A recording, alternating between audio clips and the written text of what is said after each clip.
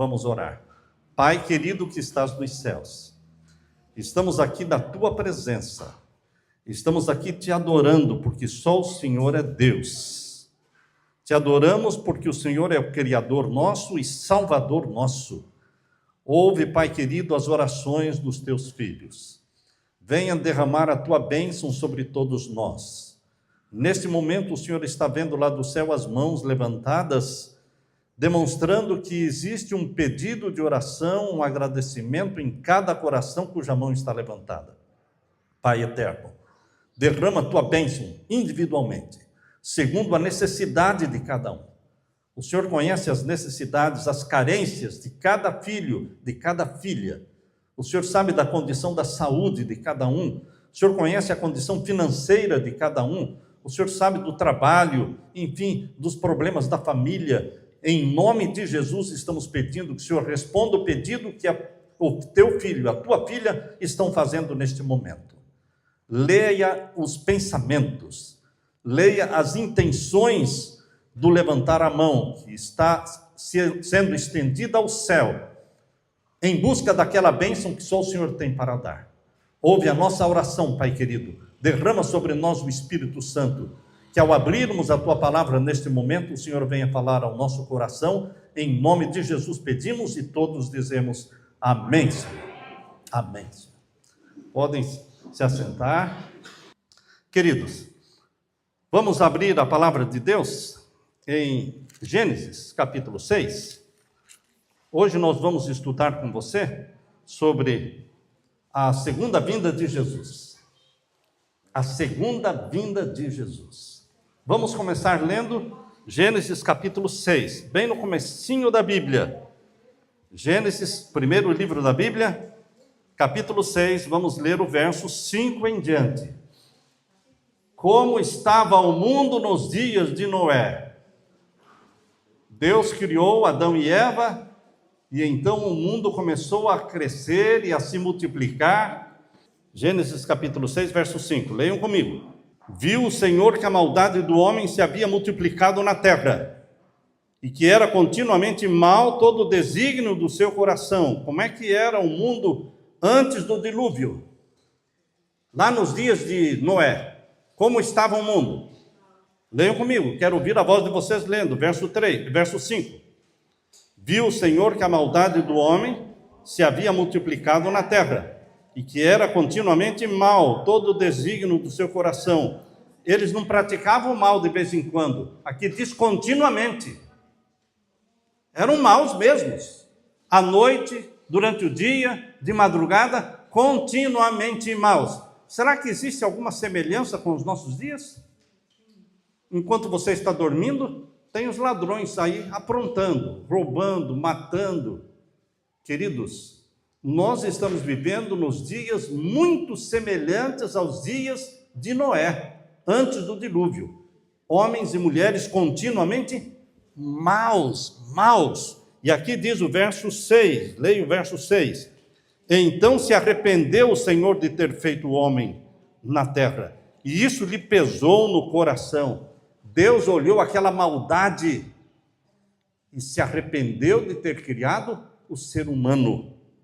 E o verso 7, disse o Senhor, farei desaparecer da face da terra o homem que criei, o homem e o animal, os répteis e as aves dos céus, porque me arrependo de os haver feito. Porém, Noé achou graça diante do Senhor. Existiam pessoas justas na terra? Sim, Noé e a sua família. Poucos, não é? Poucos. 120 anos construindo a arca. Imaginem só. 120 anos construindo a arca. E só Noé e a sua família, 3 filhos com as esposas, entraram na arca. No total, 8 pessoas. Ele foi um pregador de sucesso? Ele foi um evangelista de sucesso? O que vocês acham? 120 anos pregando. Imagine, nós estamos aqui, estamos com 4 meses aqui. Dia 15 de setembro, Vamos completar 4 meses construindo aqui. Imagine se tivesse somente 1 ou 2 pessoas aqui. Todo mundo ia dizer, coitado desse aí, está fracassado. Está fracassado porque ele está construindo um templo, está construindo um centro, mas olha lá, só tem 2 pessoas lá dentro. Mas Noé pregou 120 anos. E quantas pessoas entraram na arca? 8. Ele, a esposa, os 3 filhos com as esposas. Todos diriam que ele foi um pregador fracassado, porque ele não teve sucesso. As pessoas eram más, pessoas ruins. Não sei se você conhece pessoas ruins. Será que existe aqui também, nesta região, alguém que seja ruim, maldoso, que maquina o mal, que planeja fazer o mal? Queridos, nos dias em que nós estamos vivendo, nos dias que antecedem a segunda vinda de Jesus, a terra, a família humana será muito semelhante aos dias de Noé. E Deus vai destruir a terra também, como destruiu naquele tempo. Naquele tempo foi um dilúvio de águas. E agora será um dilúvio de fogo. Quem avisa, amigo, é. As pessoas acreditaram naquele tempo? Não acreditaram. E será que estão acreditando hoje? Não. Queridos, leia aí agora no capítulo 6, verso 8. Porém, Noé achou graça diante do Senhor. Eis a história de Noé. Noé era um homem justo e íntegro. Entre os seus contemporâneos, Noé andava com Deus. É difícil andar com Deus? O que você tem que fazer para andar com Deus? Orar quando levanta. Se você levanta e sai para o trabalho, como os animais acordam de manhã e vão para o trabalho, sem fazer oração, sem cantar um hino de louvor a Deus. Os animais agem assim, não agem? Será que tem ser humano que também se levanta assim e sai para o trabalho, sem orar, sem se ajoelhar diante de Deus, sem cantar um hino, sem ler a Bíblia? Muitos vivem como animais. Mas Noé andava com Deus. E para andar com Deus, você tem que se levantar de manhã louvando a Deus, adorando a Deus. Veja aí, capítulo 6 e o verso 9, finalzinho. Noé andava com Deus, gerou 3 filhos, Sem, Cão e Jafé. Verso 11, a terra estava corrompida à vista de Deus e cheia de violência. Alguma coisa parecida? Viu Deus, verso 12, viu Deus que a terra, e eis que estava corrompida, verso 12, porque todo ser vivente havia corrompido o seu caminho na terra. Então disse Deus a Noé, verso 13, resolvi dar cabo de toda a carne, porque a terra está cheia de violência dos homens, eis que os farei perecer juntamente com a terra. Faze uma arca de tábuas de cipreste, nela farás compartimentos e as calafetarás com betume por dentro e por fora. A arca era betumada, calafetada por dentro e por fora, para não entrar água. Betume é piche. Ela foi calafetada com piche, betume. E o verso 15, deste modo a farás. De 300 côvados será o comprimento, de 50 a largura e a altura 30. Aqui está falando côvados, mas em metros, no comprimento seriam 135 metros de comprimento. 135 metros de comprimento, 22 metros e meio de largura e 13 metros e meio de altura. Isso em metros. Ela usa a medida de côvados. Côvados é cerca de meio metro, é um côvado. Então você divide isso aqui, o 300 divide por 2, fica 150 mais ou menos, tá certo? Seria mais ou menos o comprimento da arca. E aqui diz no verso 16, farás ao seu redor uma abertura de um côvado de altura, a porta da arca colocarás lateralmente. Farás pavimentos na arca, um embaixo, um segundo e um terceiro. 3 andares. 3 andares. Porque estou para derramar águas, verso 17. Águas em dilúvio sobre a terra para consumir toda a carne em que há fôlego de vida debaixo dos céus. Tudo que há na terra perecerá. E Noé pregava isso, 120 anos pregando isso. Ele foi construindo a arca e pregando, construindo e pregando. Alguma coisa semelhante ao que nós estamos fazendo aqui? Construindo e pregando, construindo e pregando. Graças a Deus está cheio, né? Aqui. Graças a Deus. E tem espaço para mais gente ainda. Entendem? Aqui nós estamos construindo uma arca. É uma semelhança. Porque esse lugar aqui é para salvar pessoas. Aqui não é para arrancar dinheiro de ninguém. Aqui não é para aparecer, se esnobar. Aqui não é para fazer política. Aqui é para servir, para salvar. Então, meu querido irmão, minha querida irmã, aqui é o lugar onde você vai se esconder e vai se salvar. Se você quiser ir para o céu, o caminho passa por aqui. O caminho passa por aqui. Por isso nós estamos distribuindo Bíblias, porque a Bíblia é a palavra de Deus. Você tem que dar Bíblias, colocar Bíblias na mão do povo, porque nós cremos na palavra de Deus. Ela leva a salvação, ela transforma as vidas. Eu creio no poder da Bíblia. Se eu não cresce, eu não estaria gastando, comprando Bíblias e doando. Você acredita no poder da Bíblia. É um livro vivo. A Bíblia é um livro vivo. A palavra de Deus é viva. Ela mexe com você, ela muda os seus pensamentos, ela te liberta dos vícios. Seja do cigarro, seja da bebida ou das drogas, a Bíblia liberta. Transforma o marido ruim em marido bom. A Bíblia faz o milagre, porque é a palavra viva de Deus. E aqui diz, capítulo 6, estamos lendo, o verso 18.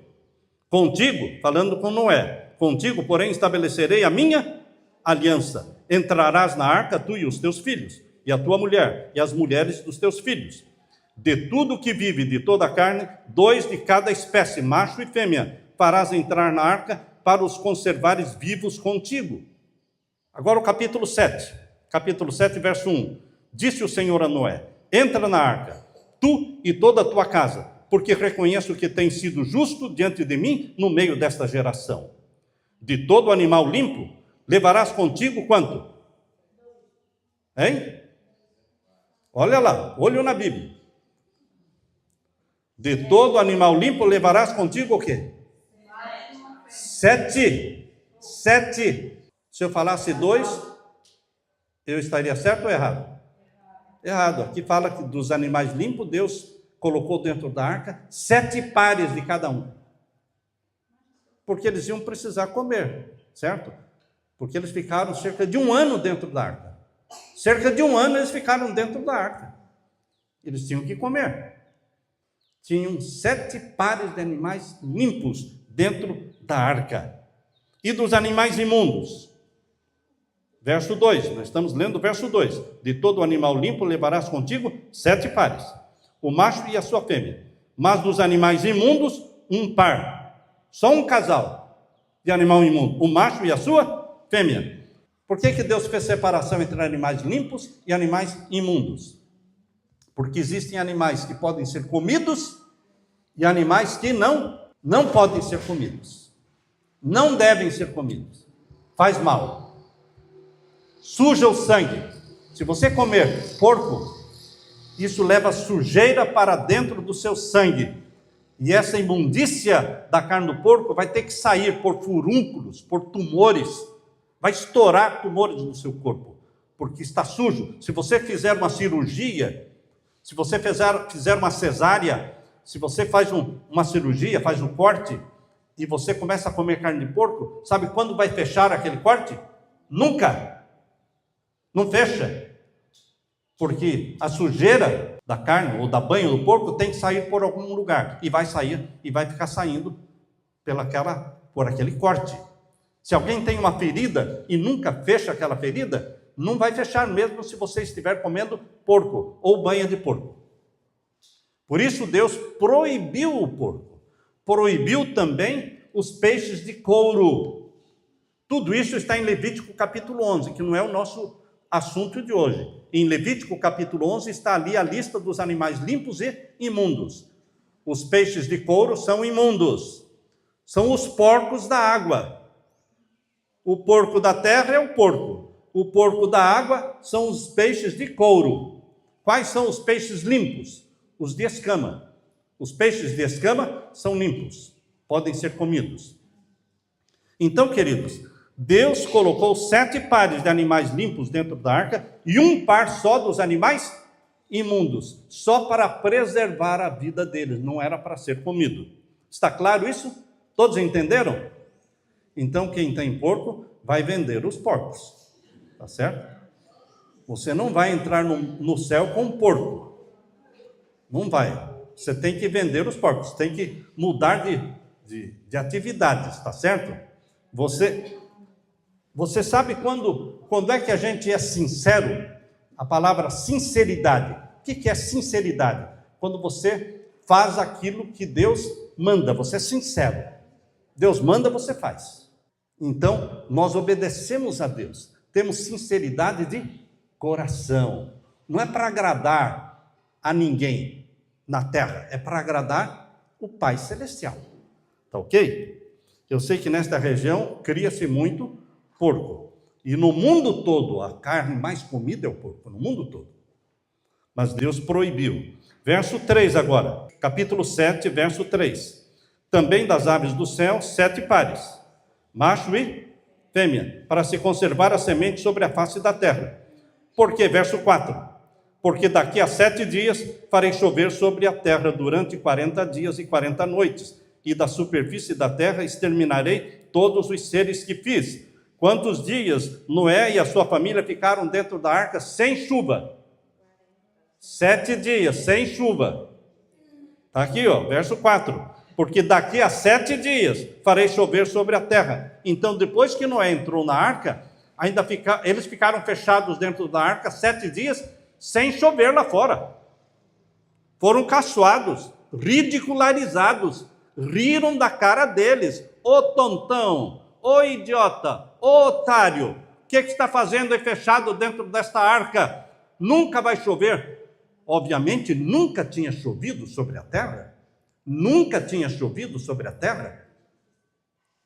A primeira vez que choveu na terra foi quando começou o dilúvio. Então as pessoas não acreditavam que a terra fosse destruída pelo dilúvio. Por isso caçoaram muito de Noé dentro da arca, 7 dias sem chover. Mas no 8º dia, amanheceu escuro e começaram trovões e relâmpagos. Queridos, as pessoas aí começaram a correr para perto da arca e começaram a gritar: Noé, eu sou o seu vizinho, abra a porta, eu quero entrar. Não foi Noé que fechou a porta, irmãos. A porta foi fechada por Deus, e só Deus poderia abrir a porta. Podem ler aí, queridos, capítulo 7, o verso 5. Verso 4 diz que choveu por 40 dias, viu? Depois que começou a chover, choveu 40 dias, sem parar. 40 dias, 40 noites, diz aqui. E a água subiu. Imagine, 40 dias sem parar de chover, a água subiu e cobriu tudo. Cobriu os montes. Verso 5. E tudo fez Noé segundo o Senhor lhe ordenara. Verso 6. Noé tinha quantos anos? 600 anos de idade, quando as águas do dilúvio inundaram a terra. Meu querido irmão, veja o verso 10 agora, verso 10. E aconteceu que depois de 7 dias vieram sobre a terra as águas do dilúvio, no ano 600 da vida de Noé, aos 17 dias do 2º mês. Nesse dia romperam de todas as fontes do grande abismo, e as comportas dos céus se abriram, e houve copiosa chuva sobre a terra durante 40 dias, 40 noites. Nesse mesmo dia entraram na arca Noé e seus filhos, Sem, Cão e Jafé, sua mulher e as mulheres dos seus filhos. Verso 16. Eram macho e fêmea os que entraram de toda a carne, como Deus lhe havia ordenado, e o Senhor fechou a porta após ele. O Senhor fechou a porta. Essa porta aqui representa a porta da graça. O que é a porta da graça? A oportunidade, a chance de você se salvar. A oportunidade, a chance de você confessar os seus pecados. A oportunidade e a chance de você aceitar Jesus como Salvador. É a porta da graça, está aberta. Ah, vai ficar aberta para sempre? Não, não vai ficar aberta para sempre. Assim como a porta da arca de Noé foi fechada por Deus, é Deus também que vai fechar a porta da graça. Depois que a porta da graça se fechar, não adianta clamar e gritar e pedir perdão, passou a hora de pedir perdão. Sabe? Existe uma hora para pedir perdão. Se alguém não confessa enquanto a porta da graça está aberta, depois não vai ter mais perdão. Hoje a porta da graça está aberta. Hoje as pessoas estão aceitando a Jesus como Salvador. Queridos, é tão fácil pedir perdão quando nós pecamos. É tão fácil chegar para o marido e dizer: querido, me perdoe, eu estava nervosa, eu gritei. E o marido chegar para a esposa e dizer: querida, me perdoe, eu estava nervoso, eu fui rude com você, eu dei uma resposta atravessada para você, eu magoei você, porque a esposa magoada fica quieta lá no canto, e o marido percebe que magoou. Tem que pedir perdão, você não pode dormir com o pecado, você tem que dormir com o perdão, meu irmão. Você tem que dormir com o perdão. Você não pode dormir com o pecado não confessado, porque quantas pessoas morrem durante a noite? Quantas pessoas dormem e não acordam no dia seguinte? E se você não pediu perdão, como é que fica? Está perdido. Pecados não confessados são pecados que não serão perdoados. E se você tem pecados não perdoados, não existe salvação, meu querido irmão. Eu não posso enganar você, dizer que Deus é bonzinho, que Deus vai salvar mesmo aqueles que não confessaram os seus pecados, porque eu não vou mentir para você. Se confessarmos os nossos pecados, Ele é fiel e justo para nos perdoar os pecados. Isso está em 1 João, capítulo 1, verso 9. Se confessarmos os nossos pecados, Ele é fiel e justo para nos perdoar os pecados. 1 João 1, 9. Mas se não confessarmos, não seremos perdoados. E quando Jesus Cristo voltar para levar a sua igreja para o céu, você não vai poder subir. Em outras palavras, você vai ficar aqui e vai morrer junto com todos os ímpios. Mas Jesus morreu por você, meu irmão. Jesus não morreu por você para que você se perca. Jesus morreu por você para que você se salve. É só aceitar Jesus como Salvador e começar a pedir perdão. E se você pensar: mas tem tanta gente que eu tenho que pedir perdão, então comece. Então comece.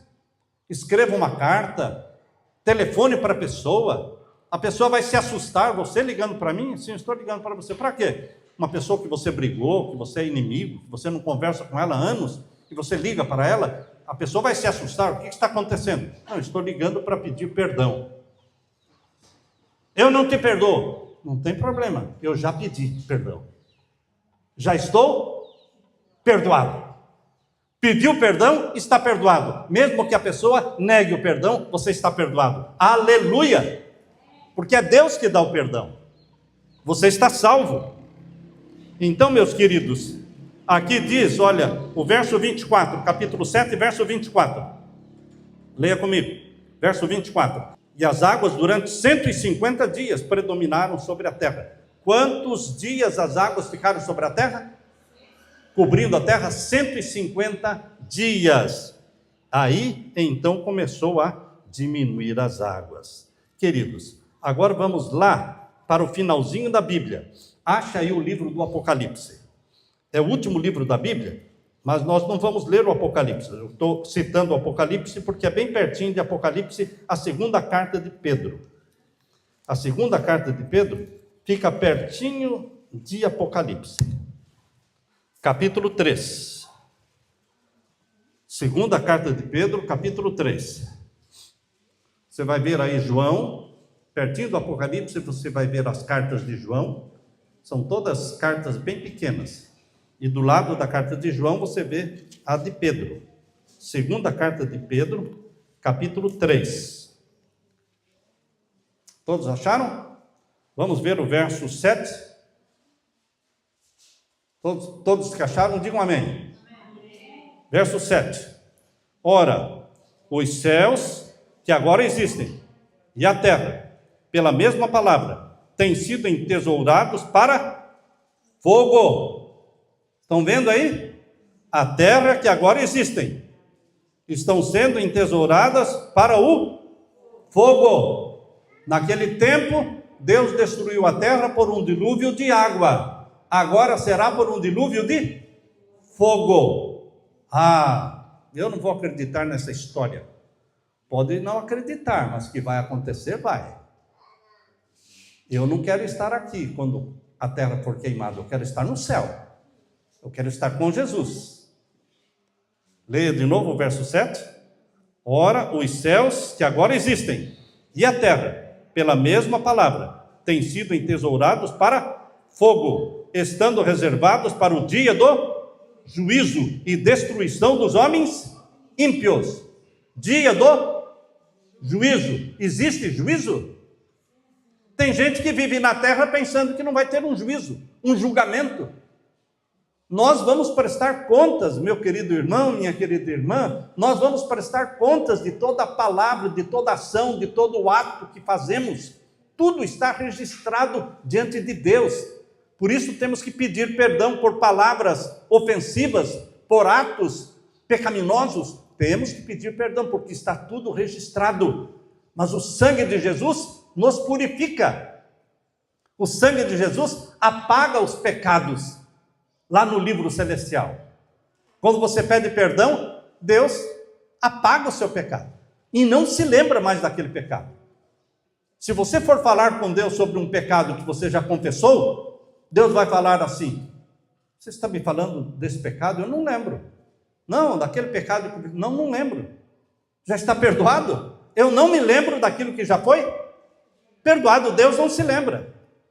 Ele apagou, pelo sangue de Jesus, o nosso pecado é apagado quando nós confessamos. Então, meus queridos, aqui diz que a terra será queimada e todos os homens ímpios. Verso 8, capítulo 3, segunda carta de Pedro, 8, capítulo 3, verso 8. Há todavia uma coisa, amados, que não deveis esquecer, que para o Senhor um dia como 1000 anos como um dia. Para Deus, um dia como 1000 anos, 1000 anos como um dia. Quantos dias Deus criou a terra? 7 dias. Em 6 dias fez tudo. E no 7º, descansou. Um dia como 1000 anos. Então, são 6.000 anos da história do pecado na terra. E o 7º milênio é o povo de Deus no céu. Estão vendo isso aí? Para Deus, um dia como 1000 anos, 1000 anos como um dia.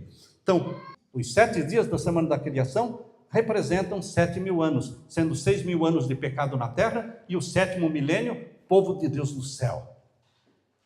Deus trabalha em ciclos de 7. Estão me acompanhando? De Adão e Eva, quando eles pecaram, até Cristo foram 4.000 anos de pecado. E desde que Jesus morreu até agora, estamos em 2025. Já estamos com 6.025 anos de pecado. Está muito perto, bem pertinho, a volta de Jesus. Que Ele vai levar a sua igreja para o céu, porque o 7º milênio a gente vai passar no céu. O 7º milênio vamos passar no céu. Vamos ler de novo aqui, o capítulo 3, segunda carta de Pedro, capítulo 3 estamos lendo. Agora o verso 9. Não retarda o Senhor a sua promessa, como alguns a julgam demorada. Pelo contrário, Ele, Deus, é longânimo para convosco, não querendo que nenhum pereça, senão que todos cheguem ao arrependimento. Deus quer que quantos se salvem? Quantos Ele quer que se salvem? Todos. Diz aí, olha, verso 9. Aí diz, olha, não querendo que nenhum pereça. Quem perecer, quem se perder, é por sua própria conta, porque não foi da vontade de Deus. Pela vontade de Deus, ele leva todos para o céu, mas tem que confessar. Está claro isso, irmãos? Não é pagar penitência, não é comprar, pagar dinheiro. Não é assim que se compra o perdão. O perdão é de graça. É confessar em nome de Jesus. E então você vai ser salvo. Aqui diz, lê de novo, o verso 9. Não querendo que nenhum pereça, senão que todos cheguem ao arrependimento. Verso 10. Virá, entretanto, como ladrão o dia do Senhor. A volta de Jesus é comparada à chegada do ladrão, que ninguém espera, não é? Virá, entretanto, como ladrão o dia do Senhor, no qual os céus, o quê? Passarão com estrepitoso estrondo, e os elementos se desfarão abrasados, também a terra e as obras que nela existem serão atingidas. Tudo vai ser queimado. Verso 11. Visto que todas estas coisas hão de ser assim, desfeitas, deveis ser tais como os que vivem em santo procedimento e piedade. Como é que você tem que viver? Verso 12. Esperando e apressando a vinda do dia de Deus, por causa do qual os céus incendiados serão desfeitos e os elementos abrasados se derreterão. Vai derreter tudo. O fogo derrete tudo, queima a terra, mas não o povo de Deus, porque foi arrebatado para o céu. Temos que viver, aqui diz, o verso 12, esperando e apressando a vinda do dia de Deus. Esperando e apressando. Esperar, você não pode esperar balançando na rede. Se você vai esperar a volta de Jesus balançando na rede, você não está fazendo nada. Aqui fala esperando e... Qual é a outra palavra? Apressando. O que é apressar a volta de Jesus? Pregar. Ora, quando você está pregando, quando você está colocando Bíblia na mão das pessoas, quando você está falando de Jesus para as pessoas, você está apressando a volta de Jesus, porque o Evangelho tem que ser pregado em todo o mundo, e então virá o fim. Isso está em Mateus 24, 14. Mateus 24, 14 diz, e este Evangelho do reino será pregado em todo o mundo, em testemunho a todas as gentes, e então virá o fim. O fim não virá enquanto o Evangelho não for pregado. Por isso estamos apressando a volta de Jesus, pregando o Evangelho. O que estamos fazendo aqui? Construindo, pregando, anunciando a alto e bom som que Jesus voltará. Isso é apressar a volta de Jesus. E agora o último verso aqui que vamos ler, verso 13. Segunda carta de Pedro, capítulo 3, verso 13. Nós, porém, segundo a sua promessa, esperamos novos céus e nova terra, nos quais habita o quê? A justiça. Você aguarda um novo céu e uma nova terra. Vivo bem? Vivo. Deus me sustenta? Me sustenta. Estou contente? Estou contente. Mas eu estou esperando mais. O céu. O que eu quero é o céu. Você tem que pensar grande, meu irmão, minha irmã. Pense grande, pense alto. O que é pensar alto? Pensar no céu. É para lá que nós vamos. A terra não nos satisfaz. Nós queremos estar mais perto do nosso Pai Celestial. Estarmos junto de Jesus, nosso Salvador amado. É para lá que nós queremos ir. Aguardamos o novo céu e a nova terra, onde habita a justiça. Agora abra sua Bíblia em Mateus capítulo 24. Mateus capítulo 24. É o primeiro evangelho. Mateus capítulo 24. Mateus capítulo 24. E o verso 36. Podemos ler? Todos que acharam, digam amém. Mas a respeito daquele dia e hora, ninguém sabe, nem os anjos dos céus, nem o Filho, senão o Pai. Se alguém disser para você, tive uma visão, Deus me deu uma visão, Deus me deu um sonho, Deus me deu uma revelação, essa é a palavra que muito é usada hoje, revelação. Deus me deu uma revelação. A volta de Jesus será tal dia, tal ano. Você olha nos olhos da pessoa e diga, mentiroso. Mentiroso. Mas Deus me deu a revelação. Não foi Deus, foi Satanás. Porque ninguém sabe o dia e a hora. Ninguém sabe o dia e a hora. Aqui diz, olha, leia de novo, capítulo 24, verso 36. Mas a respeito daquele dia e hora, ninguém sabe, nem os anjos dos céus, nem o Filho, senão o Pai.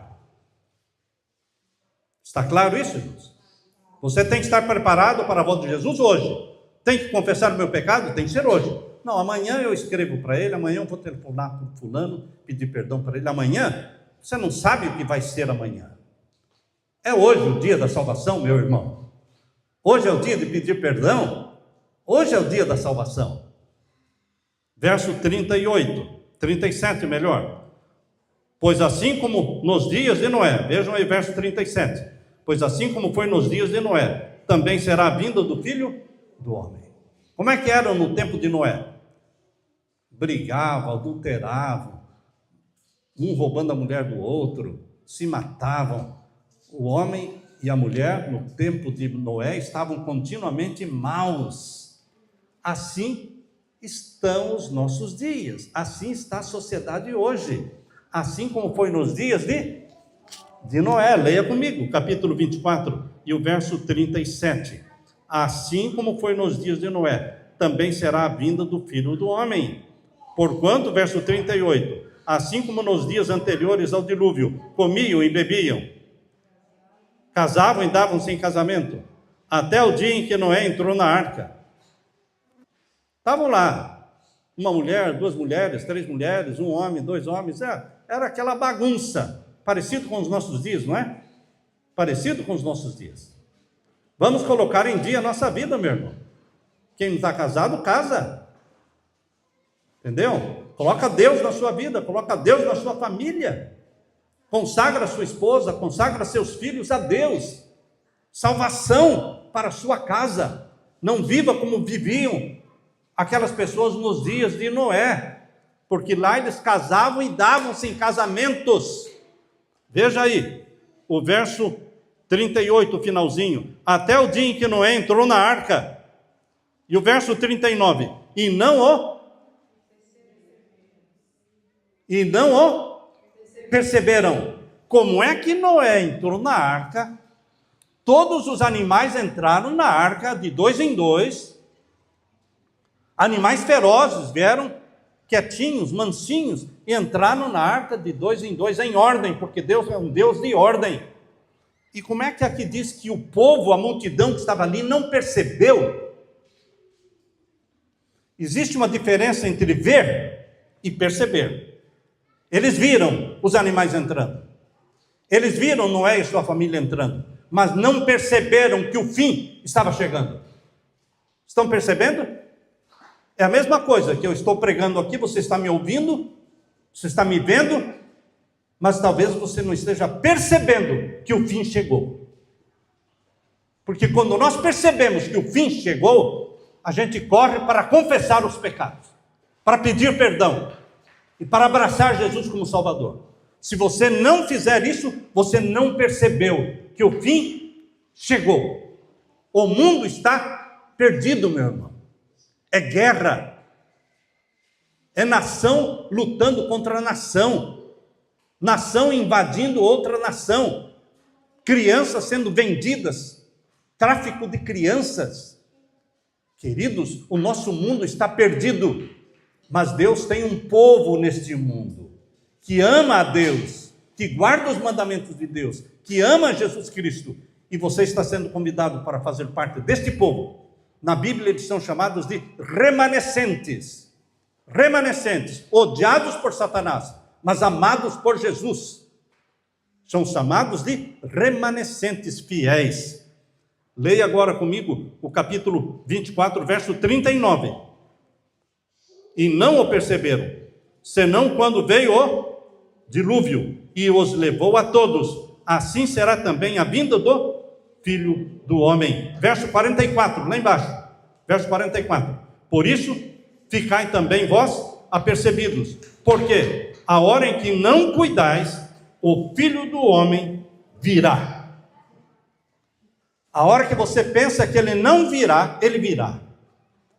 O dia da salvação é hoje. A porta da graça está aberta. Venha, confesse o seu pecado e abrace a Jesus como Salvador. Se você tem esse desejo no coração, meu querido irmão, eu quero ver você em pé neste momento, para que o céu veja que você quer abraçar Jesus como Salvador. Amém, amém, amém, aleluia. Levante a sua mão. Você abraça Jesus como Salvador e você sai daqui salvo em Jesus Cristo, perdoado em Jesus Cristo. Deixe-me orar com você. Pai querido que estás nos céus, Jesus amado, derrama o Espírito Santo sobre todos os que abraçam a Jesus neste momento como Salvador. Obrigado, Pai eterno, porque Jesus Cristo vive para interceder, para perdoar os nossos pecados. Nós queremos o céu a qualquer preço. Não queremos viver sempre na terra, queremos ir para o céu. Volte logo, querido Jesus, derrame o Espírito Santo, derrame a tua bênção sobre todos os teus filhos e filhas que estão com as mãos levantadas e estão dizendo: eu te amo, Jesus, eu quero viver na tua presença, eu peço que o Senhor volte logo. Ouve a nossa oração, atende o nosso pedido, em nome de Jesus dizemos amém, Senhor, amém, Senhor. Louvado seja Deus.